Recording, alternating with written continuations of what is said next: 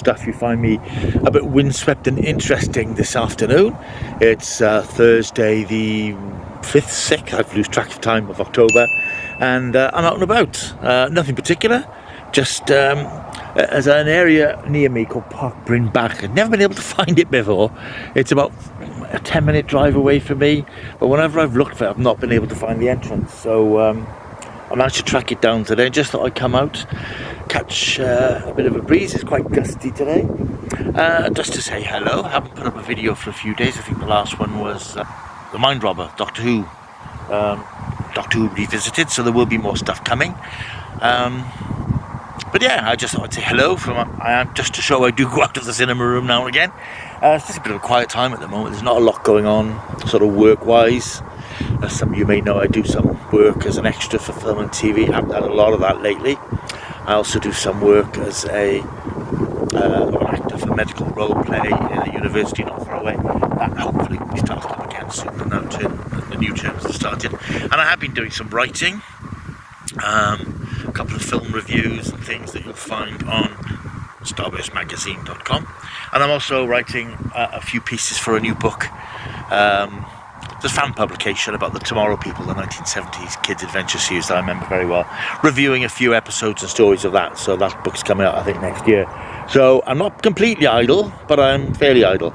I've watched a couple of films. I will talk about one of them now, actually. I haven't got the details of who and so on is in it. It's a Spanish language film, but don't worry, it is available dubbed and with subtitles. It's on Netflix. It's called Nowhere. I was going to do a specific separate video for that, but decided not to. It's called Nowhere, and it's a really interesting survivalist thriller. It's a story of one person's survival in impossible odds. Those sorts of stories are always interesting. This is a Spanish language film, which is just arrived on Netflix a couple of weeks ago, I think. And it's sort of set in a near future where it seems that the governments of the world are collapsing. Social disorders taking place, food shortages and so on. There's been a coup in Spain because of food shortages. Pregnant people are particularly at risk, and it's the story of this young couple who are trying to flee this regime, and they're trying to get to Ireland, where apparently this problem doesn't yet occur. So it's like a sort of story, I suppose. It's got it sort of references things like the current immigrant crisis, refugee crisis and so on, which it's very hot topic, as it were. But it does bring home how difficult it is for people who have to flee these regimes and these countries where their lives are at risk.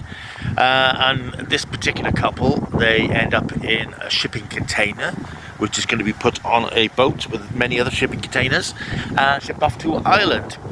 They get separated in one particularly harrowing sequence, and the woman finds herself on her own, very heavily pregnant, in a shipping container, which is on board a ship when it's caught in a storm, and her container and several others are tossed into the water. Terrifying situation, because she's in a shipping container, has no idea where she is, no way of getting out. Water is getting in slowly but surely. She knows she's probably got about 2 weeks before it completely floods, and she's about to give birth. So it's a very difficult situation. It's a really very good film.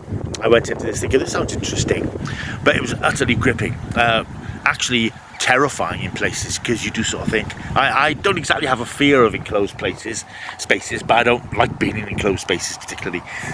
One of the things I don't like is when you see films where people are trapped in crevices and caves and things like that, where they can't move, and that really freaks me out, much more than a horror film with a monster or stabbings and so on. But it's a very tense, very well made film, very well put together, and considering these sorts of stories, when they rely more or less on one person, can become a little claustrophobic and can become a little bit limiting. This never does, because the girl who plays the main part, I put her name here, such a good actress, and she plays the part really well, and she must have gone through hell in this film, being knocked about soaking wet, thrown around, and having to simulate giving birth at one point. It is quite a harrowing film.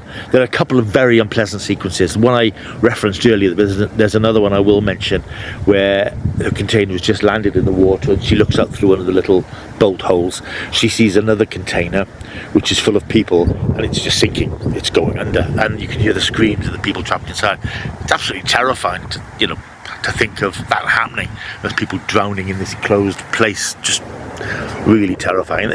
There's some other very gritty bits to it that make it a tough watch in some ways, but a worthwhile watch. It's a really very good film. Very much recommended. I say it's on Netflix. It's called Nowhere. Take a look at it. If you've got a strong stomach, it's one I think you'll enjoy. And I'm going to give Nowhere, I'm sorry, just drifted away then. I'm going to give Nowhere a good solid 9 out of 10. It's a damn good film. I also watched another film. I watched this last night on Netflix. It's not necessarily a new film, but I think it's quite new to Netflix in the UK. I think it came out possibly on streaming in America last year. It's hard to keep up. It's called Crawlspace, and it stars Henry Thomas. Yes, that's right, Henry Thomas from E.T. He's all grown up now, and this is quite an interesting film. It's sort of derivative. It's not anything we've not seen before, but it's set in this little town somewhere in the middle of America. These two thugs are trying to get hold of some drugs money, and unfortunately, character played by Henry Thomas, who's an ordinary guy. He's married, got a young kid, struggling to pay the bills, struggling to earn some money. He's a plumber, and he goes out to this house to do some routine work. These hoodlums turn up to try and rescue their money. They find him, try and kill him, stop being a witness, and he hides underneath the house in like a crawl space, sort of like a cellar type thing. They're trying to get him out.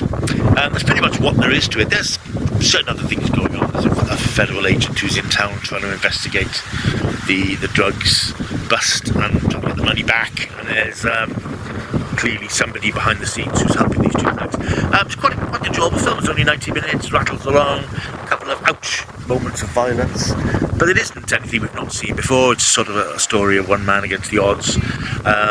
Henry Thomas gives a good performance, and it's quite tense for the 90 minutes it runs. It's worth a little look. It won't change your life, it won't change the world, but I think this sort of film is pretty enjoyable, and I give it a 7 out of 10. It's called Crawlspace. It's on Netflix at this very moment.